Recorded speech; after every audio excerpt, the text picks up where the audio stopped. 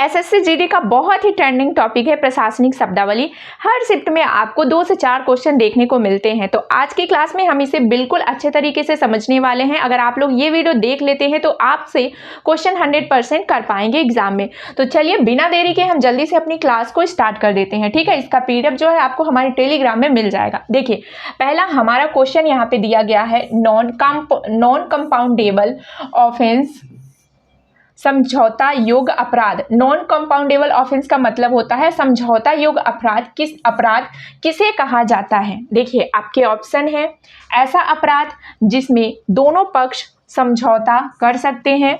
Option B है, ऐसा अपराध जिसमें केवल जुर्माना लगता है। ठीक है, ऑप्शन सी है, ऐसा अपराध जिसमें कानून समझौते की अनुमति नहीं देता है। चौथा है, ऐसा अपराध जिसमें तुरंत जमानत मिल जाती है। तो देखिए, इसका जो हमारा राइट आंसर हो जाएगा वो ये हो जाएगा कि ऐसा अपराध जिसमें कानून समझौते की अनुमति नहीं देती है, क्योंकि ये जो नॉन कंपाउंडेबल ऑफेंस होते हैं ना, ये बहुत बड़ा अपराध होता है। ठीक है, इसमें कानून क्या होता है, समझौते की अनुमति नहीं देती है। ठीक है, तो ये हमारा राइट आंसर ऑप्शन सी हो जाएगा। देखिए, इंग्लिश के साथ साथ यहाँ पे मैंने आपको इसका जो मतलब है वो हिंदी में बताया, क्योंकि क्वेश्चन 2 तरीके से पूछ रहा है। कभी कभी दे देगा गैर समझौता योग्य अपराध क्या होता है, इसका जो इंग्लिश मीनिंग है वो क्या होगा, या फिर दे देगा नॉन कंपाउंडेबल ऑफेंस का हिंदी अर्थ क्या होगा। ठीक है, तो इसका हिंदी अर्थ होता है समझौता योग्य अपराध। ठीक है, थोड़ा सा डिटेल्स में आप लोग यहाँ पे चाहो तो देख सकते हो, अदरवाइज मैंने तो बता ही दिया है। नॉन कंपाउंडेबल ऑफेंस गंभीर अपराध होते हैं जिनमें समझौता मान्य नहीं होता है। ठीक है, जैसे कि हत्या हो गया, दुष्कर्म हो गया, मतलब कि बहुत बड़ा अपराध होता है, इसमें समझौता जो है वो बिल्कुल मान्य नहीं होता। ठीक है, तो चलिए बढ़ते हैं अगले क्वेश्चन की ओर। अगला हमारा क्वेश्चन है, प्रोसिक्यूशन का मुख्य कार्य क्या होता है। प्रोसिक्यूशन का मुख्य कार्य क्या होता है, तो प्रोसिक्यूशन का मुख्य कार्य होता है यहाँ पे आरोपी के विरुद्ध अपराध सिद्ध करना। ठीक है, आरोपी के विरुद्ध अपराध को सिद्ध करना, ये प्रोसिक्यूशन कहलाता है। ठीक है, प्रोसिक्यूशन का हिंदी मीनिंग होता है अभियोजन पक्ष। क्या होता है, अभियोजन पक्ष। आपको ये भी ध्यान में रखना है और इसको भी ध्यान में रखना है, दोनों चीजों को ध्यान में रखना है। इसीलिए मैंने यहाँ पे हिंदी में भी लिख दिया है, ताकि प्रोसिक्यूशन होता क्या है, अभियोजन पक्ष होता है। और इसका मतलब क्या होता है, इसका मतलब होता है आरोपी के विरुद्ध अपराध सिद्ध करना। ठीक है, ऑप्शन बी इसका राइट आंसर हो जाएगा। देखिए, प्रोसिक्यूशन अदालत में आरोपी के खिलाफ सबूत प्रस्तुत करता है। ठीक है, अदालत में आरोपी के खिलाफ सबूत प्रस्तुत करता है प्रोसिक्यूशन, यानी कि अभियोजन पक्ष। ठीक है, चलिए देखिए, अगला क्वेश्चन है, कॉग्नाइजेबल ऑफेंस की पहचान क्या है। कॉग्नाइजेबल ऑफेंस की पहचान क्या होती है। पुलिस बिना वारंट गिरफ्तारी नहीं कर सकती, या फिर पुलिस बिना वारंट गिरफ्तारी कर सकती है, या फिर अपराध में केवल जुर्माना होता है, या फिर एफआईआर दर्ज नहीं होती। तो भाई क्या होता है कॉग्नाइजेबल ऑफेंस, तो कॉग्नाइजेबल ऑफेंस वह होता है जिसमें पुलिस जो है बिना वारंट के गिरफ्तार कर सकती है। देखिए, पुलिस बिना वारंट गिरफ्तार कर सकती है, राइट आंसर हमारा ऑप्शन बी में दिख रहा है, तो यही हमारा राइट आंसर हो जाएगा। और कॉग्नाइजेबल ऑफेंस का मतलब क्या होता है, कॉग्नाइजेबल ऑफेंस का मतलब होता है संज्ञेय अपराध। ठीक है, संज्ञेय अपराध होता है कॉग्नाइजेबल ऑफेंस का मतलब। ठीक है, तो आई होप आपको समझ आ गया होगा। संज्ञेय अपराध में पुलिस बिना वारंट गिरफ्तार नहीं कर सकती। संज्ञेय अपराध हिंदी में आप सभी को पता ही होगा कि क्या होता है, उसका इंग्लिश मीनिंग होता है कॉग्नाइजेबल ऑफेंस। तो हिंदी के साथ साथ इंग्लिश भी आप लोगों को याद रखना है। चलिए अगला क्वेश्चन है, नॉन कॉग्नाइजेबल ऑफेंस में पुलिस को क्या चाहिए। नॉन कॉग्नाइजेबल ऑफेंस में पुलिस को क्या चाहिए होता है। देखिए, मीडिया की अनुमति चाहिए होता है, या फिर मजिस्ट्रेट की अनुमति, या आरोपी की अनुमति, या फिर गवाह की अनुमति। क्या चाहिए होता है, नॉन कॉग्नाइजेबल ऑफेंस यानी कि असंज्ञेय अपराध। असंज्ञेय अपराध में क्या चाहिए, मजिस्ट्रेट की अनुमति चाहिए होती है। ठीक है, राइट आंसर क्या हो जाएगा हमारा, यहाँ पे मजिस्ट्रेट की अनुमति चाहिए ही चाहिए होती है। ठीक है, यहाँ पे बिना वारंट के गिरफ्तार नहीं कर सकते, यहाँ पे हमें मजिस्ट्रेट या फिर अदालत की अनुमति चाहिए होती है। ठीक है, असंज्ञेय अपराध में पुलिस सीधे कार्रवाई नहीं कर सकती है, ध्यान रखिएगा। ठीक है, चलिए अगला हमारा क्वेश्चन है बाइएबल ऑफेंस क्या होता है। बाइएबल ऑफेंस क्या होता है? देखिए, जिसमें जमानत मिलना अधिकार होता है, या जिसमें जमानत नहीं मिलती, या जिसमें एफआईआर नहीं होती, या जिसमें केवल जुर्माना लगता है। क्या होता है? बाइएबल ऑफेंस। तो इसको हिंदी में कहते हैं जमानती अपराध। क्या कहते हैं? जमानती अपराध बाइएबल ऑफेंस का मतलब होता है। तो राइट आंसर इसका होगा जिसमें जमानत मिलना अधिकार होता है। क्या? जो आरोपी होगा उसका जमानत मिलना अधिकार होता है, ये होता है बाइएबल ऑफेंस। ठीक है, देखिए ऐसे अपराधों में आरोपी को जमानत मिलना कानूनी अधिकार होता ही होता है। ठीक है, तो राइट आंसर हो जाएगा जिसमें जमानत मिलना अधिकार होता है। चलिए नेक्स्ट क्वेश्चन है नॉन बाइएबल ऑफेंस क्या होता है। नॉन बाइएबल ऑफेंस, अभी हमने बाइएबल ऑफेंस देखा, अब नॉन बाइएबल ऑफेंस क्या होता है? तो जिसमें जमानत आसानी से मिल जाती है, या फिर जिसमें अदालत निर्णय लेकर जमानत देती है, या जिसमें एफआईआर नहीं होती, जिसमें कोई सजा नहीं होती। तो इसका राइट आंसर हो जाएगा जिसमें अदालत निर्णय लेकर जमानत देती है। ठीक, क्या होता है? जिसमें अदालत निर्णय लेकर जमानत देती है। देखिए इसका हिंदी मतलब हो जाएगा गैर जमानती अपराध। क्या होगा? गैर जमानती अपराध। देखिए गंभीर अपराधों में जमानत कोर्ट के विवेक के निर्णय पर होता है, यानी कि इसमें अदालत जो है निर्णय लेकर जमानत देती है। ठीक है, तो राइट आंसर हमारा ऑप्शन बी होगा। ध्यान से बिल्कुल आप लोगों को देखना है। देखिए अगला क्वेश्चन है एफआईआर। एफआईआर का फुल फॉर्म क्या होता है? First information report. क्या होती है एफआईआर? क्या होती है? सभी को पता होगा एफआईआर क्या होती है। अंतिम फैसला? बिल्कुल नहीं।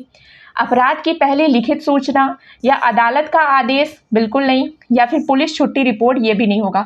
तो एफआईआर हमारा होता है अपराध की पहली लिखित सूचना होती है। क्या होता है? अपराध की पहली लिखित सूचना होता है। देखिए किसी अपराध की पहली सूचना एफआईआर कहलाती है। पहली सूचना क्या कहलाती है? एफआईआर कहलाती है। सबसे पहले जब हम केस करते हैं तो हम क्या होता है, पुलिस जो है वो एफआईआर लिखती है। ठीक है, तो ऑप्शन बी इसका राइट आंसर हो जाएगा, लिखित सूचना।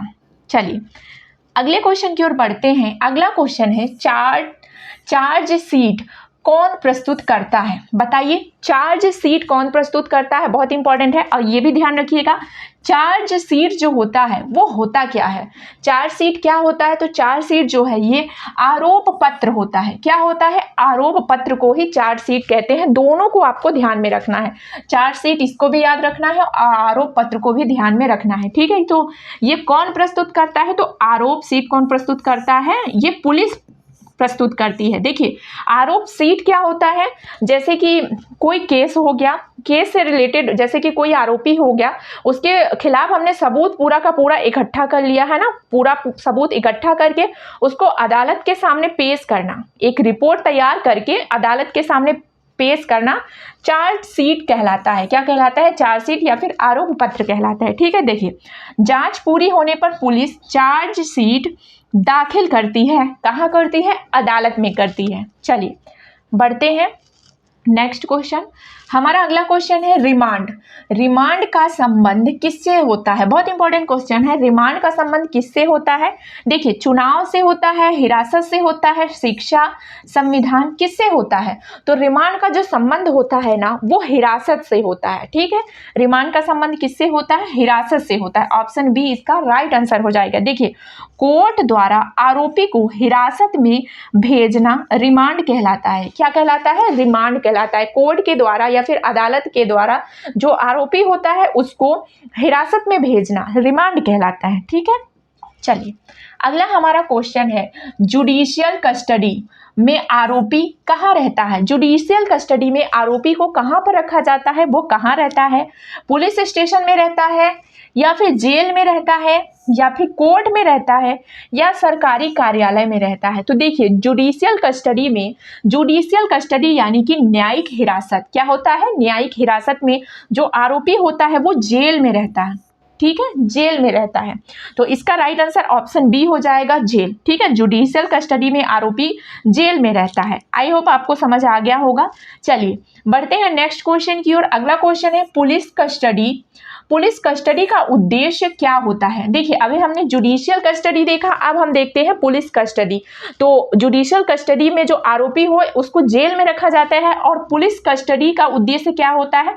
पुलिस कस्टडी का उद्देश्य होता है पूछताछ करना। क्या उद्देश्य होगा? इसका उद्देश्य होता है आरोपी से पूछताछ करना। ठीक है, पुलिस कस्टडी में आरोपी से पूछताछ की जाती है। ठीक है, ये हमारा राइट आंसर हो जाएगा। इंग्लिश मीनिंग के साथ साथ हिंदी को भी याद रखिएगा, ये मैं आपको बार बार कह रही हूँ। ठीक है, देखिए अगला क्वेश्चन है एफिडेविट का। एफिडेविट क्या होता है? देखिए एफिडेविट क्या होता है? एफिडेविट को क्या कहते हैं? शपथ पत्र कहते हैं। इसके अलावा एफिडेविट को एक और शब्द कहते हैं, पहले हम इसको देख लेते हैं फिर मैं आपको बताती हूँ। देखिए एफिडेविट क्या होता है? ये मौखिक बयान होता है, या शपथ लेकर दिया गया लिखित बयान, या फिर गिरफ्तारी आदेश या गवाही होता है। तो एफिडेविट क्या होता है? शपथ लेकर दिया गया लिखित बयान होता है। ऑप्शन बी में हमें दिख रहा है, शपथ लेकर दिया गया लिखित बयान जो होता है वो एफिडेविट कहलाता है। देखिए एफिडेविट को ही हम क्या कहते हैं? एफिडेविट को ही हम यहाँ पे हलफनामा कहते हैं। क्या कहते हैं? हलफनामा कहा जाता है। एफिडेविट को ही यहाँ पे हम क्या कहेंगे? हलफनामा कहेंगे। तो ये आप लोग बिल्कुल ध्यान रखिएगा, एफिडेविट या शपथ पत्र को ही हलफनामा कहा जाता है। ठीक है, हमने पढ़ भी लिया है हलफनामा के बारे में। तो चलिए अगले क्वेश्चन की ओर बढ़ते हैं। अगला क्वेश्चन है समन। समन का अर्थ क्या होता है? समन का अर्थ बहुत अच्छे तरीके से आप लोगों को पता होगा। देखिए अदालत में उपस्थित होने का आदेश, या फिर जेल भेजना, या जमानत देना, या पूछताछ करना। इसका आंसर तो आप लोगों को देखते से ही बन जाएगा। अब इसका आंसर आप लोगों को कमेंट में बताना है, मैं बिल्कुल नहीं बताने वाली हूँ। समन का अर्थ क्या होता है? आप लोग जल्दी से छाप दीजिए कमेंट में इसका आंसर। चलिए अगला हमारा क्वेश्चन है वारंट क्या होता है? वारंट क्या होता है? देखिए अदालत का लिखित आदेश, या फिर पुलिस सूचना, सरकारी योजना, या चुनाव दस्तावेज। क्या होता है वारंट? तो ये वारंट होता है अदालत का लिखित आदेश। क्या होता है वारंट? अदालत का लिखित आदेश को क्या कहते हैं? हम वारंट कहते हैं। देखिए वारंट अदालत द्वारा जारी कानूनी आदेश होता है। क्या होता है? अदालत के द्वारा जारी किया हुआ कानूनी आदेश होता है। ठीक है, देखिए अगला हमारा क्वेश्चन है एक्यूटेड। एक्यूटेड शब्द का अर्थ क्या होता है? ऐसे ही क्वेश्चन पूछ रहा है, सीधे इंग्लिश मीनिंग रख के उसका हिंदी में अर्थ पूछ रहा है, या फिर हिंदी में ही उसकी मीनिंग पूछ रहा है। जैसे एक्यूटेड को हिंदी में क्या कहा जाता है ये भी पूछ रहा है, या फिर इसका अर्थ क्या होता है ये भी पूछ रहा है। दो तीन तरीके से क्वेश्चन पूछ रहा है, तो मैंने तीनों तरीका एक ही क्वेश्चन में आपको कवर कर लिया है। ठीक है, तो एक्यूटेड क्या होता है? एक्यूटेड शब्द का अर्थ क्या होता है? दोषी ठहराना, जेल भेजना, आरोपों से मुक्त करना, या गिरफ्तार करना। अगर आपको पता है कि एक्यूटेड का हिंदी अर्थ क्या होगा? एक्यूटेड का हिंदी अर्थ हो जाएगा दोष मुक्त। क्या होगा? दोष मुक्त। तो आप ऑप्शन में आसानी से क्वेश्चन को लगा लेंगे। देखिए आरोपों से मुक्त करना, दोष मुक्त मतलब होता है दोष से मुक्त होना, यानी कि आरोपों से मुक्त होना, यही हमारा राइट आंसर हो जाएगा। आरोपों से मुक्त करना यानी एक्यूटेड। ठीक है, एक्यूटेड का अर्थ अदालत द्वारा निर्दोष घोषित करना होता है। क्या होता है? अदालत के द्वारा आरोपी को निर्दोष घोषित कर दिया गया है, ये एक्यूटेड कहलाता है। ठीक है, देखिए नेक्स्ट हमारा क्वेश्चन है कॉन्विक्ट किसे कहा जाता है? कॉन्विक्ट किसे कहा जाता है? ये जो शब्द है ना, ये ऐसे एग्जाम में क्वेश्चन में आ रहा है तो बहुत इंपॉर्टेंट है। कॉन्विक्ट किसे कहा जाता है? गवाह को, आरोपी को, दोषी घोषित व्यक्ति को, या फिर पुलिस अधिकारी को। भाई किसको कहा जाता है? कॉन्विक्ट। तो कॉन्विक्ट का हिंदी मतलब होता है दोष सिद्ध व्यक्ति। दोष सिद्ध व्यक्ति अगर आपको पता होगा कॉन्विक्ट का मतलब, तो आप आंसर आसानी से लगा देंगे। तो देखिए दोषित घोषित व्यक्ति, दोषी घोषित व्यक्ति यानी कि व्यक्ति को दोषी ठहराया गया है, अदालत ने उसे दोषी ठहरा दिया गया है, तो वो क्या कहलाएगा? वो कॉन्विक्ट कहलाएगा। क्या कहलाएगा? कॉन्विक्ट कहलाएगा। देखिए जिस व्यक्ति को अदालत दोषी घोषित कर दे उसे क्या कहते हैं? कॉन्विक्ट कहते हैं। ठीक है, समझ गए आप लोग। चलिए अगले क्वेश्चन की ओर बढ़ते हैं। अपील का उद्देश्य क्या होता है? अपील का उद्देश्य क्या होता है बताइए? चुनाव लड़ना, या फिर उच्च अदालत में पुनर्विचार करना, गिरफ्तारी करना या जमानत रद्द करना। तो अपील का जो सही अर्थ होता है वो होता है उच्च अदालत में पुनर्विचार करवाना। जैसे हम किसी चीज़ के लिए, जैसे कोई फैसला हो जाता है उसमें हमें अपील करने का मौका दिया जाता है ना, कि हम उसके खिलाफ फिर से अपील कर सकते हैं, तो वही इसका मतलब होता है उच्च अदालत में पुनर्विचार करवाना। अगर वह अपील करना चाहता है, कुछ अपना पक्ष रखना चाहता है, तो वहाँ पे वह अपील कर सकता है, ठीक है, पुनर्विचार अपना कर सकता है अपील के माध्यम से। तो वही होता है अपील का मतलब। देखिए, अपील द्वारा उच्च न्यायालय में निर्णय को चुनौती दी जाती है, ठीक है। चलिए, ऑप्शन बी राइट आंसर होगा। नेक्स्ट क्वेश्चन की ओर बढ़ते हैं। नेक्स्ट हमारा क्वेश्चन है एविडेंस क्या कहलाता है। एविडेंस क्या कहलाता है। अब आप लोगों को अगर एविडेंस का हिंदी मीनिंग नहीं पता होगा तो इतना इजी क्वेश्चन भी आप लोग नहीं कर पाएंगे, ठीक है। तो देखिए, एविडेंस क्या कहलाता है, गवाही एवं प्रमाण या गिरफ्तारी या फैसला या जमानत। तो क्या कहलाता है एविडेंस। एविडेंस कहलाता है गवाही। एविडेंस का मतलब क्या होता है, साक्ष्य या सबूत, ठीक है। तो साक्ष्य और सबूत किस लिए दिए जाते हैं, गवाही या बयान के लिए सबूत ढूंढे जाते हैं, है ना, ताकि उसकी गवाही दी जा सके, बयान दिया जा सके। तो एविडेंस का मतलब होता है गवाही एवं प्रमाण होता है, ठीक है। देखिए, एविडेंस अपराध सिद्ध करने के लिए प्रस्तुत प्रमाण होता है। अपराध अगर किसी ने किया है तो उसको सिद्ध करने के लिए एविडेंस प्रमाण होता है। देखिए, अगला हमारा क्वेश्चन है, बहुत इंपॉर्टेंट क्वेश्चन है, इंट्रोगेशन कौन करता है। इंटरोगेशन कौन करता है। शिक्षक, यहाँ पे आप पहला ऑप्शन है, यहाँ पे ए वाला ऑप्शन है, शिक्षक करता है या फिर पुलिस अधिकारी या डॉक्टर या पत्रकार। अब यहाँ पे बहुत इजी ऑप्शन दिए गए हैं, आप लोग आसानी से लगा लोगे। लेकिन अगर आपको पता नहीं होगा कि इंट्रोगेशन होता क्या है, इंट्रोगेशन का मतलब होता है पूछताछ करना। क्या होता है, इंट्रोगेशन का मतलब होता है पूछताछ करना। और पूछताछ कौन करता है, ये पुलिस अधिकारी का काम होता है पूछताछ करना। किसका काम होता है, पुलिस अधिकारी का काम होता है पूछताछ करना। देखिए, इंट्रोगेशन का अर्थ पुलिस द्वारा पूछताछ करना होता है। ऑप्शन बी राइट आंसर हो जाएगा। चलिए, नेक्स्ट क्वेश्चन है यहाँ पे, जुवेनाइल किसे कहा जाता है। जुवेनाइल किसे कहा जाता है, वृद्ध अपराधी को या फिर बाल अपराधी को या न्यायाधीश को या गवाह को। किसको कहा जाता है, जुवेनाइल। बहुत इंपॉर्टेंट क्वेश्चन है, ये ध्यान रखिएगा, बहुत इंपॉर्टेंट क्वेश्चन है। जुवेनाइल किसे कहा जाता है, तो ये बाल अपराधी को जुवेनाइल कहा जाता है। 18 वर्ष से कम आयु के जो बच्चे होते हैं, जो अपराधी होते हैं, उन्हें क्या कहा जाता है, उन्हें जुवेनाइल कहा जाता है। अब जुवेनाइल का हिंदी अर्थ क्या होता है, हिंदी मीनिंग होती है इसका किशोर अपराधी। किशोर अपराधी जो 18 वर्ष से कम आयु का अपराधी होगा उसे क्या कहा जाता है, जुवेनाइल या फिर किशोर अपराधी। चलिए, अगला हमारा क्वेश्चन है, अगला क्वेश्चन है, पैरोल का अर्थ क्या होता है। पैरोल का अर्थ क्या होता है, चलिए बताइए। स्थायी रिहाई होगा या अस्थायी रिहाई, अस्थायी जेल रिहाई होगा या गिरफ्तारी होगा या फिर मुकदमा समाप्त करना, क्या होगा। तो पैरोल का अर्थ होता है अस्थायी जेल रिहाई, मतलब कुछ समय के लिए जेल से रिहाई मिलना। कुछ समय के लिए जेल से रिहाई मिलना पैरोल कहलाता है। कुछ समय, जैसे कि वो जो व्यक्ति वो मुजरिम रहेगा, ठीक है, आरोपी रहेगा, कुछ समय के लिए उसको जेल से रिहाई कर दिया जाएगा। जैसे कि मान लो उसके घर में कोई व्यक्ति मर गया है या फिर कुछ शादी है या फिर कुछ बहुत ही ज़रूरी काम हो, तो उसके लिए कुछ समय के लिए रिहाई किया जाता है। ये कहलाता है पैरोल। क्या कहलाता है, ये पैरोल किया कहलाता है। तो ऑप्शन बी राइट आंसर हो जाएगा, ठीक है। देखिए, पैरोल में कैदी को कुछ समय के लिए छोड़ा जाता है, सिर्फ कुछ समय के लिए। चलिए, अगले क्वेश्चन की ओर बढ़ते हैं। कस्टडी का अर्थ क्या होता है। कस्टडी का अर्थ क्या होता है, ये क्वेश्चन आप लोगों से बन जाना चाहिए। तो देखिए, ऑप्शन है सम्मान या फिर निगरानी में रखना या चुनाव या पदोन्नति।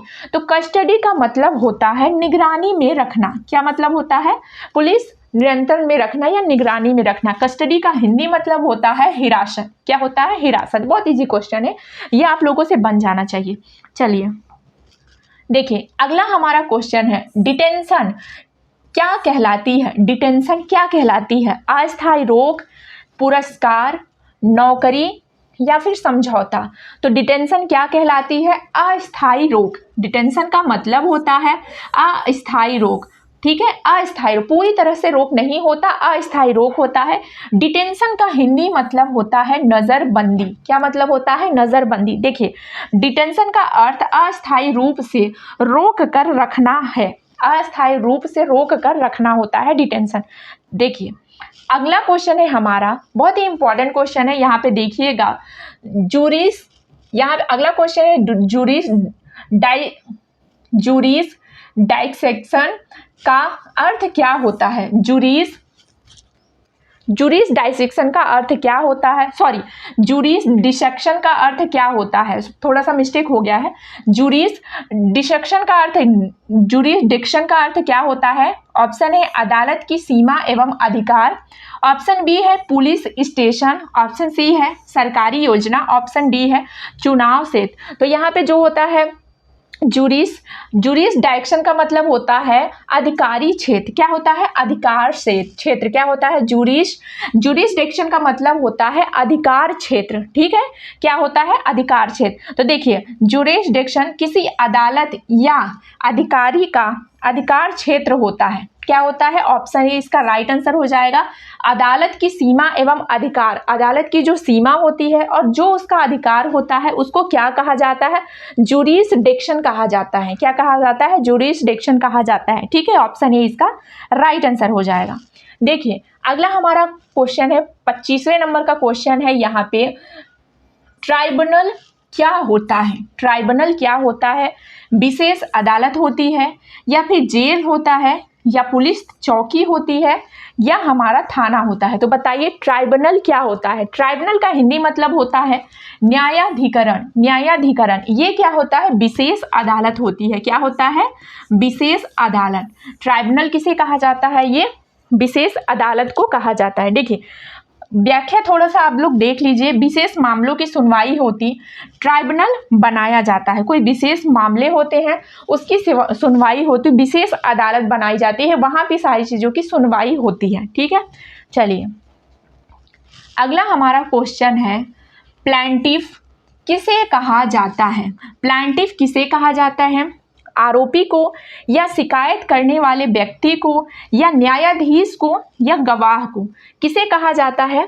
तो प्लेंटिफ कहा जाता है शिकायत करने वाले व्यक्ति को। किसे कहा जाता है? शिकायत करने वाले व्यक्ति को प्लेंटिफ कहा जाता है। देखिए, जो व्यक्ति मुकदमा दायर करता है उसे प्लेंटिफ कहा जाता है। जो व्यक्ति मुकदमा दायर करता है उसे क्या कहा जाता है? प्लेंटिफ कहा जाता है। प्लेंटिफ का मतलब होता है वादी। ठीक है, क्या होता है? वादी। बढ़िए अगले क्वेश्चन की ओर।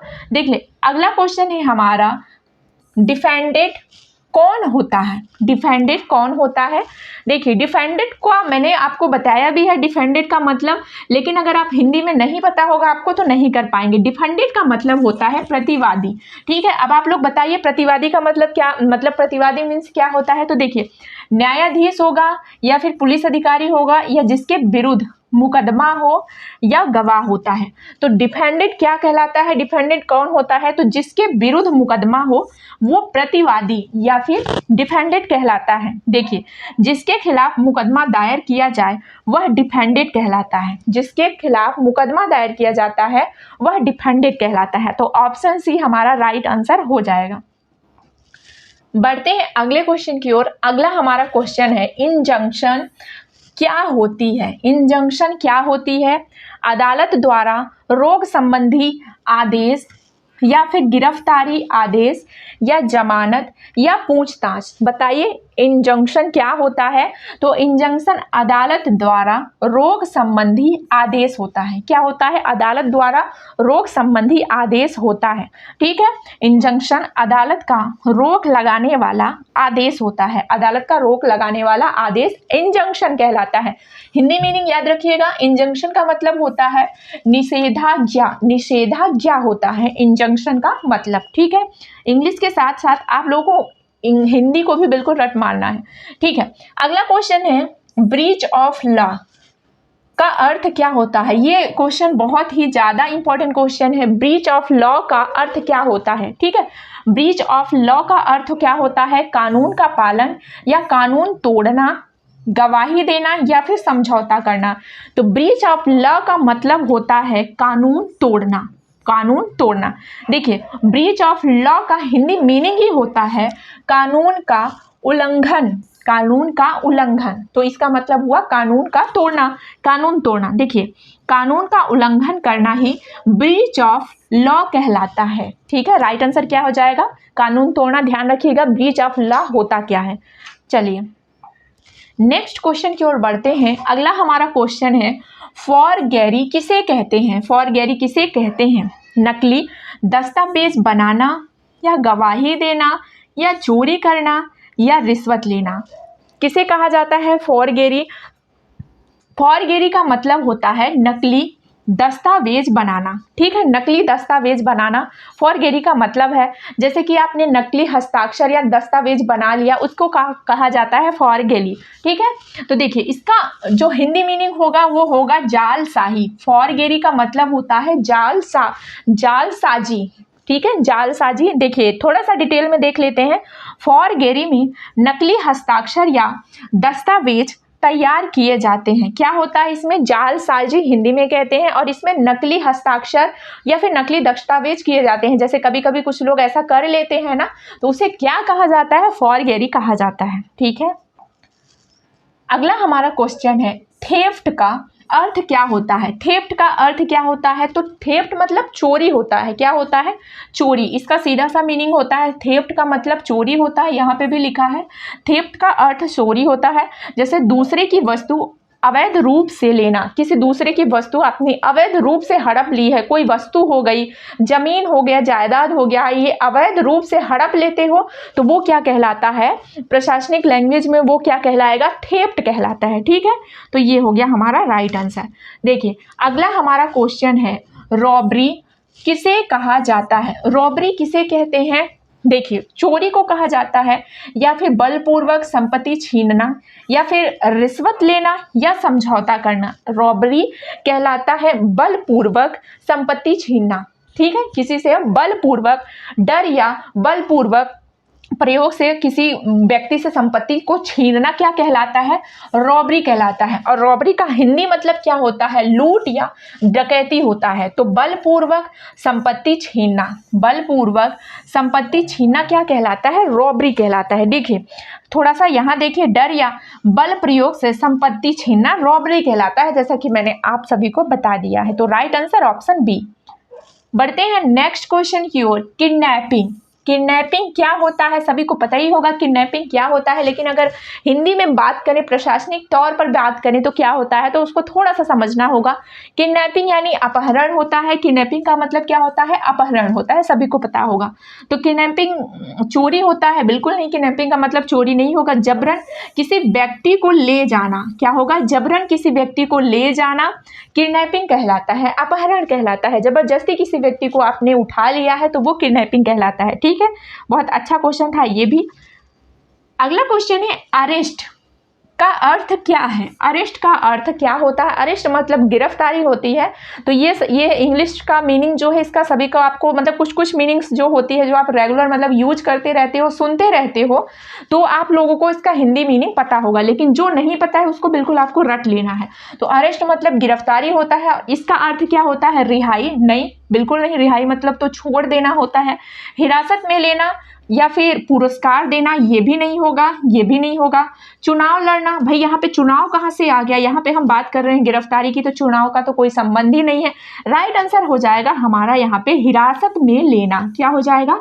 हिरासत में लेना अरेस्ट का मतलब हो जाएगा। ठीक है, चलिए अगले क्वेश्चन की ओर बढ़ते हैं। अगला हमारा क्वेश्चन है अंडर ट्रायल कौन होता है? अंडर ट्रायल कौन होता है? ऑप्शन देखोगे तो दिखेगा दोषी व्यक्ति, या जिसका मुकदमा चल रहा है, या न्यायाधीश होता है, या गवाह होता है। तो अंडर ट्रायल उसे बोलते हैं जिसका मुकदमा चल रहा है। यहाँ पे आप लोग देखोगे तो मीनिंग दिखा है अंडर, मतलब अभी उसका मुकदमा जो है चल रहा हो। ठीक है, खत्म नहीं हुआ है, चल रहा है, तो ये कहलाता है अंडर ट्रायल। ठीक है, जिसका मुकदमा चल रहा हो। हिंदी मीनिंग इसका क्या होता है?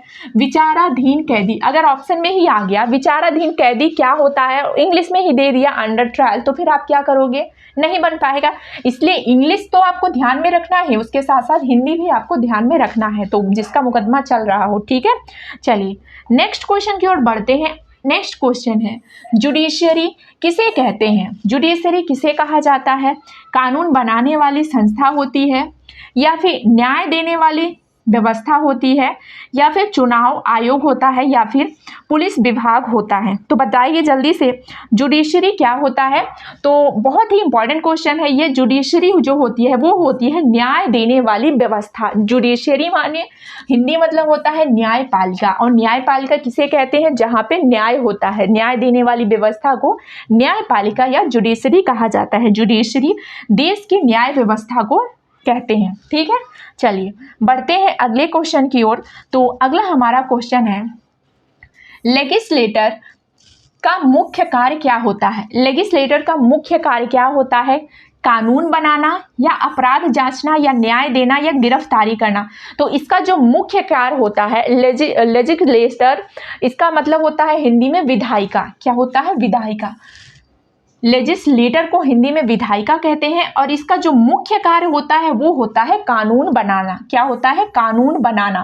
ठीक है, विधायिका का मुख्य कार्य क्या होता है? कानून बनाना। ठीक है, ध्यान रखिएगा आप लोग।